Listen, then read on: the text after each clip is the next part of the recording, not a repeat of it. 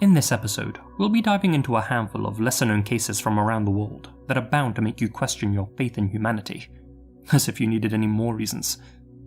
But before we get into them, a quick word from today's sponsor, Raycon. The holiday season. It's the best time of year to show your loved ones how much you care. That is until you realise you're not quite sure what they actually want. If you're aiming for something practical, chances are they already own it. That's why I like to give gifts that are useful, thoughtful, and something they'll reach for every day. My top pick? Raycon's Everyday Earbuds. They're versatile, reliable, and live up to their name. I use my pair every single day for editing, listening to music, and watching shows on my laptop. That's because their new and upgraded models come jam-packed with features. We're talking a 32-hour battery life and multi-point connectivity that lets you pair with 2 devices at once. Raycon's Everyday Earbuds also come with active noise cancellation. It's a premium feature that's often hard to find at an affordable price point. That is, until now. Raycon start at just half the price of other top audio brands on the market, and sound just as amazing, if not better. I've been loving these stylish protective case covers too. They're sleek, modern, and perfectly complement my earbuds. It's a fun way to express my personal style while also keeping things functional, because they also support wireless charging. I don't even have to remove the cover to take advantage of the Everyday Earbuds' new quick charge function. Go to buyraycon.com/masquerade to save big for the holidays and get up to 25% off site-wide. That's right, you'll get up to 25% off everything on Raycon's website when you go to buyraycon.com/masquerade.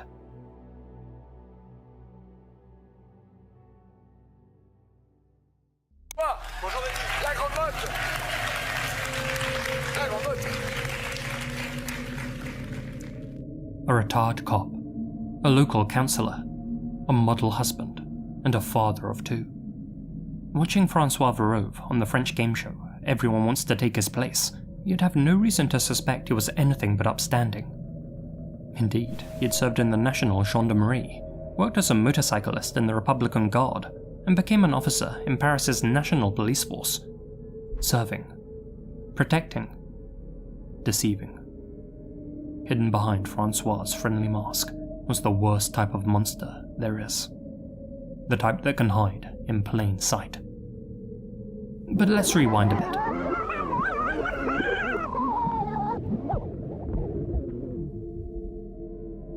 For decades, French authorities have been hunting an elusive serial killer known as Le Grêlé. In English, the pockmarked man.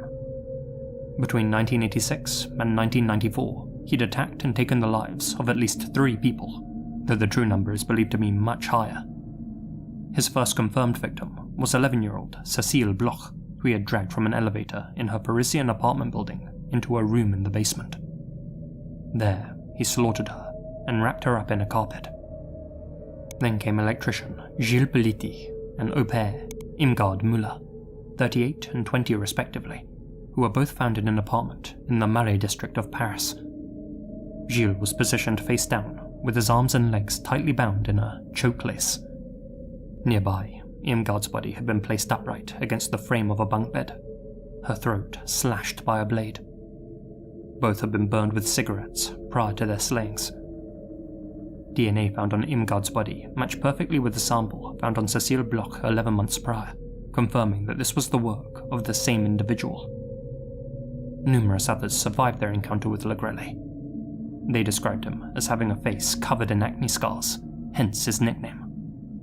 In most cases, he'd flashed a police badge at his victims to coerce them either into his vehicle or a nearby apartment, only to then handcuff them and leave them at his mercy. Leading investigators knew that Le Grêlé had to be one of their own. There were too many telltale signs.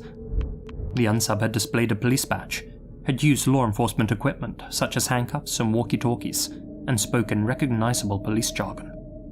Not to mention, he'd reportedly demonstrated an advanced understanding of investigative procedures which he had leveraged to evade capture. Le Grêlé's last confirmed attack also happened to occur in Saclay, a location near a gendarmerie training center. Despite having a comprehensive description of the perp and disseminating this effort, the French authorities had a hard time rooting out the snake among their ranks, which seems odd given his distinctive scars.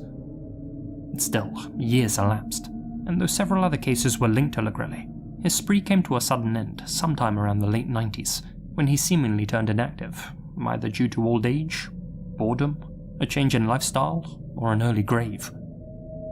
But despite the passing of time, detectives never gave up on bringing Legrellet to justice. In 2019, more than 3 decades after Legrellet's first kill, newly retired officer Francois Verove appeared on State Channel France 2 as a game show contestant. Laughing and joking with host Nagui Pham, Francois seemed like an ordinary character, entertaining the audience as he answered general knowledge questions and explaining how now that he was retired, he spent most of his free time keeping walkers safe in Paris parks. He appeared completely normal, charming even, but behind his smile lurked a dark truth. In an effort to unmask Legrellet, an investigating judge who took over the case ordered the summons of 750 officers who had been active in the Ile-de-France region during the original crime spree, requesting DNA samples from each individual guardsman. On September 24, 2021, 2 years after his television debut, Francois Verove received his summons via telephone and promptly fled his home in Le Grand-Amont. That's because he knew what the DNA results would show. Rather than face what most would call justice, but what he'd call humiliation, Francois had instead rented an apartment in the coastal town of Le Grau-de-Roi, where he ended his own existence on September 29, 2021. DNA extracted from his remains matched perfectly with the specimens found on the confirmed Legrellet victims. The pockmarked man had finally been identified. In a note found at the scene, the 59-year-old confessed to the horrors that he had committed, explaining that he was consumed by an uncontrollable mad rage. He admitted, quote, "I am a great criminal who committed unforgivable acts until the end of the 90s. There were times when I couldn't stand it, and I had to destroy, sully, kill someone innocent." The letter was addressed to his wife, with whom he had shared a seemingly normal life, raising 2 children. The note claimed that he had committed these atrocities under dark impulses, which he suppressed when he started his family. He claimed that he hadn't committed a crime since 1997, hinting that there are potentially many more victims that the authorities still don't know about. Detectives believe that Francois may have committed more than 9 killings, including those of 23-year-old Sophie Narn, who was slain in an apartment building she was showing in 1991, and 19-year-old Karine Leroy, whose lifeless body was found in a forest near her residence. Francois' double life went unnoticed by those closest to him.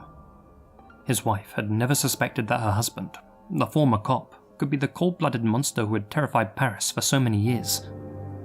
His friends described him as a gentleman to everyone, and never suspected he was capable of committing such atrocities, though they did admit that he could get angry easily. It's both sad and unsettling that monsters like Francois choose to abuse their authority and take advantage of those that they've sworn to protect. And worse, that he was able to turn up for work the next day with a smile on his pockmarked face. That he was so comfortable with his crimes that he was able to appear on television using his real name without a care in the world, only bothering to disguise himself by growing a beard to hide his pockmarks. Thankfully, Legrellet can never harm another person again, but it still makes you question how he went undetected for so long. Stay vigilant, because the unfortunate reality is that there are plenty of other Francois out there. People walking around in the daylight, hiding the darkest of secrets. People you'd never expect.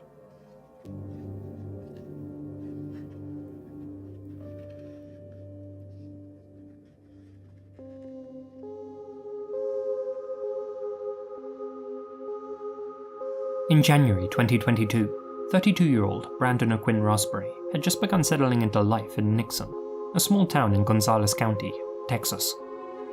He'd been working at Holmes Food for 3 months, and had only recently moved into the Lazy J RV Park and Ranch, where he had been staying for just 4 days. Tragically, his time there was cut short. On January 18th of that year, after Brandon failed to show up for work for 2 consecutive days, his concerned boss contacted the RV park owner. Said owner tried repeatedly to get a response from Brandon, but received no answer. Eventually, they entered his motorhome, uncovering a grim scene. Brandon sprawled out lifeless on his bed, with a small hole in his skull. Forensic teams meticulously searched the RV for evidence, sending crucial items to the Austin Crime Lab for analysis. Investigators also issued search warrants to trace Brandon's cell phone activity and any other devices nearby during the suspected time of the crime. An autopsy by the Travis County Medical Examiner revealed that Brandon had been shot in the head at close range. The report estimated that he had been dead for approximately 2 days before his body was discovered. In spite of these findings, investigators uncovered no leads. Brandon's killer seemed to have vanished without a trace. Fast forward to April 2024, over 2 years later. A troubling incident at the Nixon Smiley Independent School District unexpectedly reignited the case. An elementary student had threatened another child on a school bus, saying that he would end them. Alarmed, the school conducted a threat assessment and contacted law enforcement. When a deputy arrived to investigate, the situation took a shocking turn. Instead of admitting that he had threatened the other child, the boy allegedly confessed to something far more sinister. He claimed to have killed a man 2 years earlier. Taking that statement seriously, investigators recalled the unsolved case of Brandon Raspberry and brought the boy in for a forensic interview at a child advocacy center. During the interview, the youngster provided chilling details about the crime, describing Brandon's slaying in a way that only someone with first-hand knowledge could. The boy revealed that on January 16th, 2022, he had visited his grandfather, who lived a few lots away from Brandon in the Lazy J RV park. While exploring his grandfather's truck, he found a handgun which he described as dirt and army green in the glove compartment and decided on a whim to use it. Taking the weapon, he selected Brandon's RV at random and quietly entered. Inside, he saw Brandon asleep in his bed. Without hesitation, the boy tiptoed over and shot Brandon once in the head at point-blank range. Before leaving, he fired a second shot into the couch, then calmly returned the gun to the glove box of the truck. Perhaps the most disturbing detail was the fact that the boy didn't even know Brandon personally and had no motive for ending his life. When asked if Brandon had ever wronged him or made him angry, the boy simply replied, "No." He just wanted to see what would happen, what it felt like. On April 12, 2024, investigators found that same pistol at a pawn shop in Seguin, Texas. The boy's grandfather had sold it. Forensic analysis confirmed that the gun matched the 2 shell casings recovered from Brandon's RV, proving that it was the weapon used to end his life. Due to the boy's age, only 7 at the time of the incident, he couldn't be charged with murder under Texas law, which holds that children under 10 can't be held criminally accountable. The child was placed in emergency psychiatric detention for 72 hours and later taken into custody for making a threat on the school bus.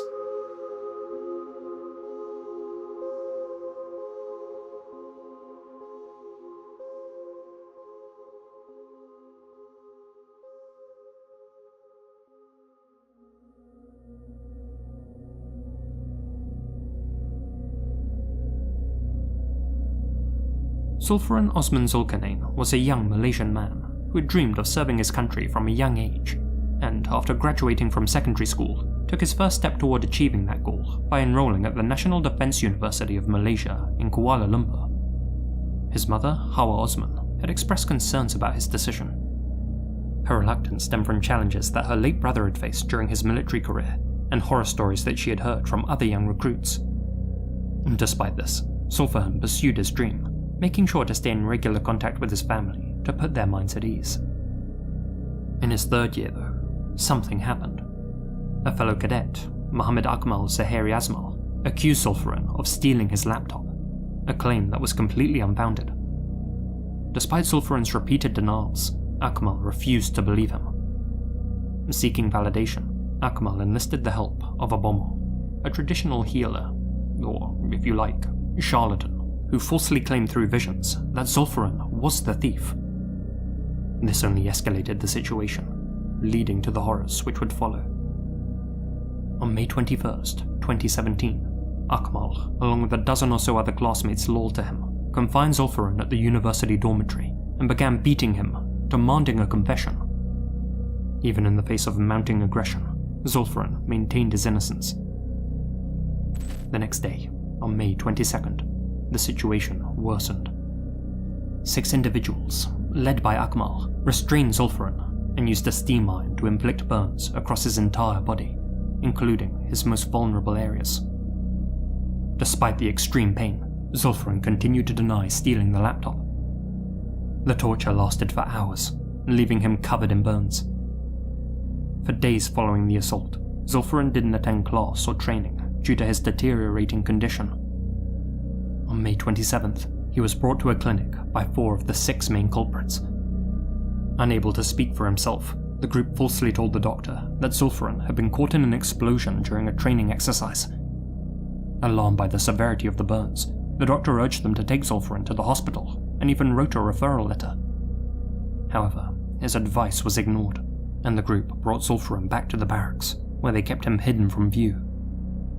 2 of Zulfiran's closest friends attempted to help him by anonymously sending letters to the warden, fearing that they might become the next targets of scolding if they approached him directly. Unfortunately, their efforts went ignored, and the warden failed to take any action. When Zulfiran returned to the clinic on May 31st, he was visibly weaker, dehydrated and in pain. Accompanied this time by Akmal and one of his accomplices, he refused to go to hospital, likely under threat of violence, and only asked for his wounds to be cleaned and bandaged. The following day, on June 1st, one of the perpetrators called for an ambulance after finding Zulfiran unresponsive. The 20-year-old was pronounced dead at Serdang Hospital the following day, his body swollen beyond belief. The forensic pathologist who examined Zulfiran reported 90 burn marks, 29 of which were 3rd degree and so severe that they exposed wet muscle tissue. She concluded that these injuries caused heart swelling and kidney failure, ultimately resulting in death. Zulfiran's passing, now classified as a homicide, sent shockwaves through Malaysia. It's believed that 20 to 30 students may have been involved in the attack, but authorities identified 19 students, aged between 20 and 21, as the main perpetrators. On June 14, 2017, 6 students were charged with first-degree murder under Section 302 of the Malaysian Penal Code, which carries the mandatory death penalty. They were the aforementioned ringleader, Akmal, and his 5 closest cronies, Azamuddin Mad Sofi, Najib Modrazi, Afif Najmuddin Azad, Shobarin Sabri, and Abdul Hakim Modali. Another 13 students, whose identities were withheld, were charged under Section 330 for voluntarily causing hurt to force a confession. All 19 suspects pleaded not guilty. The main 6 had their charges reduced and were sentenced to a mere 13 years behind bars. They were seen laughing and smiling as they left court following the verdict. Later, a 3-judge panel at the Court of Appeal, helmed by Justice Hadaria Saeed Ismail, unanimously decided that only the death penalty could address the case's gravity, and that the 6 men were to be sent to the gallows. Their capital sentence is yet to be carried out. In addition, all but one of the remaining 13 defendants were found guilty of intentionally causing injury to coerce a confession from Zulfiran. Their original punishments were also increased, from 3 to 4 years apiece. The one student who was acquitted, Akmal Akif, was one of Zulfiran's closest friends, and had been one of the 2 cadets to send a letter to the warden. The other suspects had learned about the letter, and, holding a grudge, falsely implicated him in Zulfiran's slaying. After a long ordeal, Akmal was able to prove his innocence and was finally released in 2019. Human rights groups continue to campaign to save the lives of the 6 condemned men. In response, Zulfiran's parents condemned their advocacy for leniency, accusing them of failing to acknowledge the inhumane torture inflicted on their son, while championing mercy for the perpetrators. They also declined to meet the families of the convicted, stating that it was too late for apologies, seeing how no apologies were offered during the trial. The incident of course affected his family immensely, so much so that none of them can even look at a steam iron, let alone use one. Zulfiran's story remains a powerful reminder of the devastating consequences of unchecked cruelty, especially in institutions meant to foster discipline and camaraderie, where herd mentality can quickly take over. The National Defence University of Malaysia has since gained notoriety, with it now colloquially being referred to as the Hell School.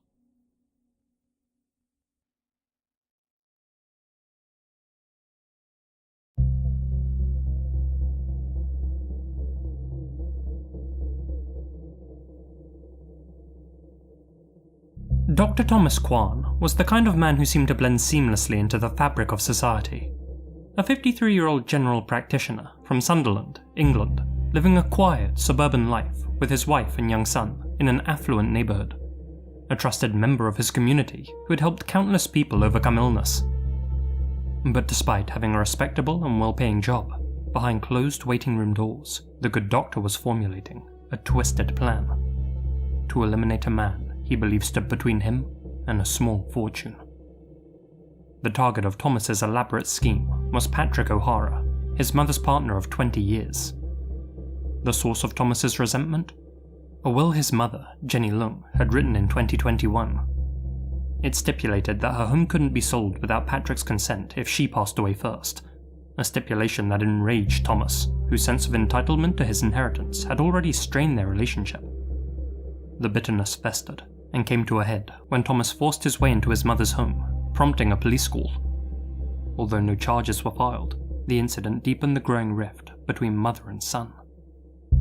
It seemed that in order to get his hands on his money, Thomas needed to take his de facto father-in-law, Patrick, out of the picture. And being a doctor, old Tommy here decided to use his medical expertise to orchestrate an elaborate murder that would appear natural and undetectable.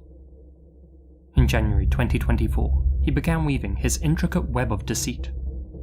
Using NHS-headed paper, Thomas drafted a letter under the name Mr. Raj Patel of the Community-Associated Nursing Team, offering Patrick a home visit for a COVID booster jab.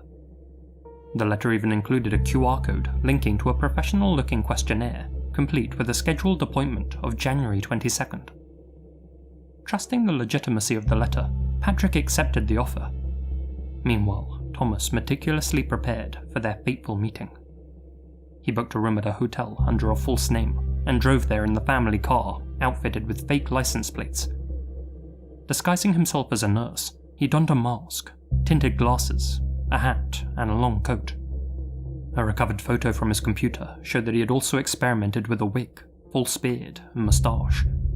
He even created this fake NHS ID to fool passers-by that he was Raj Patel, a man who didn't actually exist. The whole charade would have been laughable had his next move not been so sinister. On the morning of the appointment, Patrick answered the door, welcoming Nurse Raj into the house, and even calling out to Thomas's mother that the NHS man had arrived. The disguised Thomas played his part flawlessly, taking Patrick's blood pressure and collecting blood and urine samples in the lead-up to the big finale. In an unsettling twist, Thomas's mother asked for her blood pressure to be checked too. Oblivious to the truth, she didn't recognize her son, and even chatted about her medication. When it came time for the booster jab, Thomas injected Patrick with a chemical believed to be a never-before-used substance, sourced from the secretive Porton Down weapons lab. The injection caused searing pain, prompting Patrick to cry out, "Bloody hell!" Thomas, maintaining his act, reassured him in a fake Indian accent that the pain was normal. As Thomas prepared to leave, his mother remarked, "My, Nurse Raj, you're just the same height as my son." That statement immediately made Patrick feel uneasy. He looked out onto the street and watched as Thomas, or Raj, left, wondering whether he should call him back for a closer look. But the moment passed. Unbeknownst to Patrick, the chemical in the syringe would soon wreak havoc upon him. The injection site developed burns and blisters before evolving into necrotizing fasciitis, a deadly, flesh-eating disease. Now experiencing intense pain, Patrick sought help. Surgeons fought desperately to stop the infection, cutting away diseased flesh to save the pensioner's life. Thankfully, Patrick did survive, and the incident set off an investigation that would expose Thomas's sinister plot. 2 weeks later, Thomas was arrested. He refused to answer police questions, but ominously warned them to exercise caution when searching his garage. There, investigators discovered vials of mercury, arsenic, thallium, sulfuric acid, and even ingredients for ricin. On Thomas's computer hard drive, they also uncovered a treasure trove of incriminating evidence, including documents titled Guidance on Homicide Investigations, Instructions on Making Ricin from Castor Beans, a recipe for sodium cyanide, and 10 poisons used to kill people. police later discovered that Thomas had installed spyware on a computer at his mother's home, enabling him to monitor emails, internet searches, and even film the couple as they used it. Initially, Thomas admitted to only administering a noxious substance, claiming he intended to cause Patrick no more than mild irritation. However, as the prosecution's case unfolded, it became clear the evidence against him was overwhelming. Newcastle Crown Court heard that the substance he used was something only a knowledgeable poisoner would select, designed to avoid detection and complicate treatment. After hearing the opening arguments against him, Thomas changed his plea to guilty in hopes of leniency. He was sentenced to 31 years and 5 months behind bars. The revelation of Thomas's double life stunned those who knew him. To his patients and neighbours, he was an unassuming family man living on the edges of a quiet estate. Yet beneath the surface, he harboured a cold, calculating nature that led him to plan the slaying of a man he deemed an obstacle. Thomas Kwan's story is a chilling reminder of how greed can corrupt even those in positions of trust, leading an otherwise respectable GP to break his Hippocratic oath and become a would-be killer. Though thankfully, Thomas wasn't the mastermind he thought he was.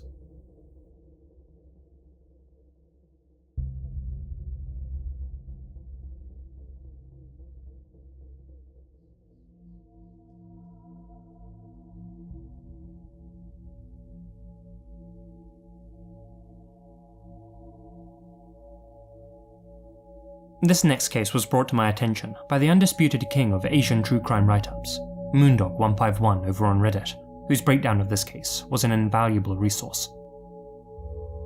On February 23, 1969, 14-year-old Japanese student Jin Shoyama was sitting on his porch in Sasebo, Nagasaki Prefecture, working on crafts for school. It had been something of a busy Sunday, with Jin desperately trying to get some work finished before the start of the school week. After hitting a brick wall, he went inside and told his family that he was heading to the Tamaya department store to buy some more materials. Jin quickly put on his Hanazono Junior High School uniform and cap, for even though it was the weekend, like many other Japanese students of the era, Jin had a deep-rooted sense of school pride. He set off out the door at approximately 2 p.m. His family would never see him again. Hours later, at 6:30 p.m, a man appeared at the Shoyama household, holding Jin's cap. Without hesitation, he stated, "The owner of this hat stole my money." The man was a complete stranger to the Shoyama family, and due to Japan's strict privacy laws, his name has never been made public. So for the purposes of this video, I'll be referring to him as Tanaka. Tanaka, who claimed to be a clerk at a dry cleaner's, described his encounter with Jin earlier that afternoon. At 3:30 p.m, he claimed to have seen 2 boys struggling to free their bike after its wheels had gotten stuck in a gutter. Being the good Samaritan he was, Tanaka took off his jacket, neatly folded it, and placed it by the roadside before lending the youngsters a hand. While helping them, he said that one of the boys snatched his jacket and fled the scene, and the other ran off behind him. According to Tanaka, inside one of the jacket pockets was 460,000 yen. Adjusted for inflation, that would have been between $10,000 and $12,000 today. He of course pursued the boys, managing to grab Jin's cap before they escaped. Using the name inscribed on the cap, he tracked down Jin's family and demanded compensation, but for obvious reasons, they couldn't and wouldn't pay. He left in a huff shortly thereafter. The encounter left Jin's family puzzled. The accusation seemed entirely out of character for Jin. His report card noted that he was a serious and quiet young man who served as a discipline committee member and who was trusted by all his classmates. In their mind, he would have chased down his friend and made him give back the jacket. But Tanaka's sudden appearance and story were deeply unsettling, especially since he had produced a cap that was clearly Jin's. By the next morning, Jin still hadn't returned home. What had arrived was a letter addressed to his father. That letter, postmarked the night of Jin's disappearance, read as follows. Dispensing with preliminaries, I'm sorry for worrying you.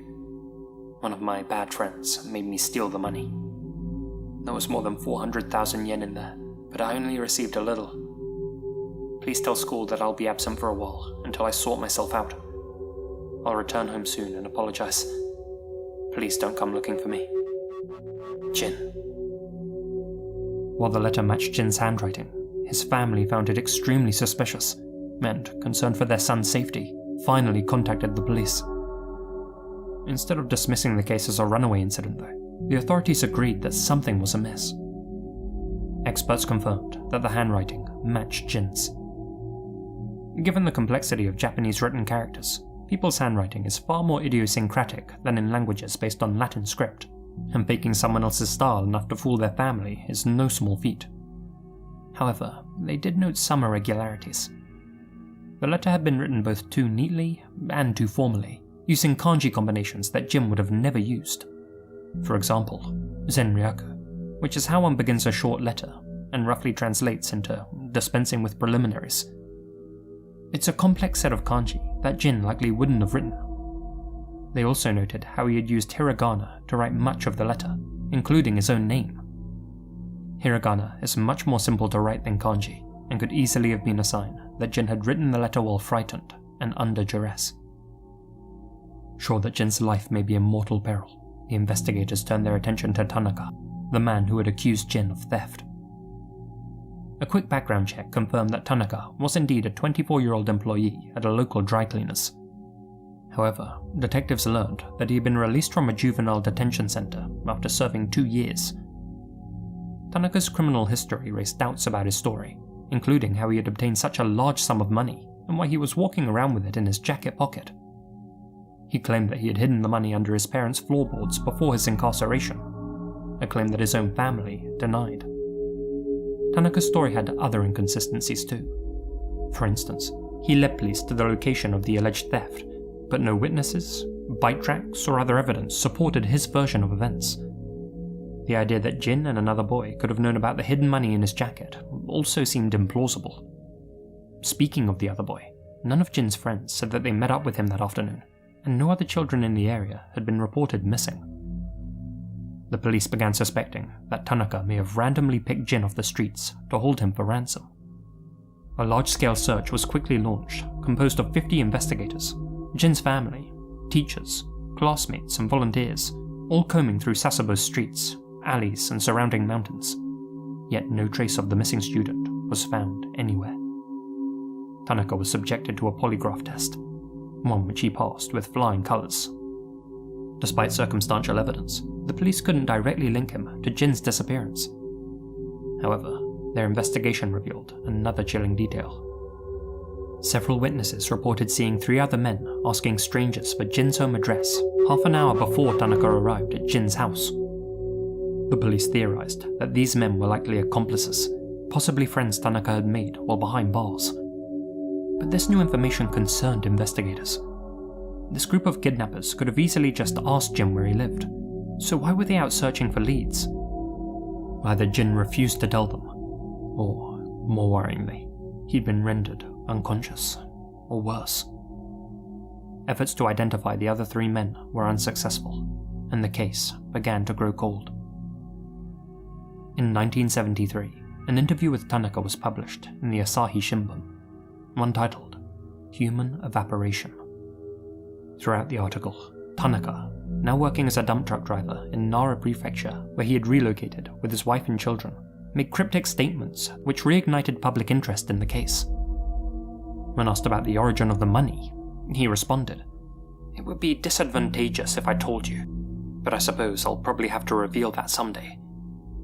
When asked how the boys would have known about the money hidden inside his jacket, Tanaka admitted, "Yeah, you couldn't see it from the outside. Come to think of it, that is strange."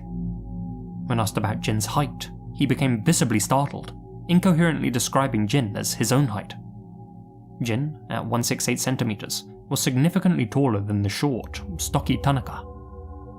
This introduced a new theory, that Tanaka may have not directly met or even seen Jin, and may have instead been working as a messenger for those who had taken him. The police theorized that the 3 unidentified men might have orchestrated Jin's kidnapping and enlisted Tanaka as a middleman to deliver the cap and ransom demands. This explained why no direct evidence linked him to Jin's abduction. However, seeing how Tanaka never played ball, likely out of fear of incriminating himself, the police lacked enough evidence to reopen the case or pursue the new leads. No further demands for cash were ever made, and despite a large-scale investigation and widespread public interest, Jin Shoyama was never found. Who took Jin? Why did they target him? And crucially, what did they do with him? More than 50 years later, the case remains unsolved, with those unanswered questions casting a long shadow over Sasebo.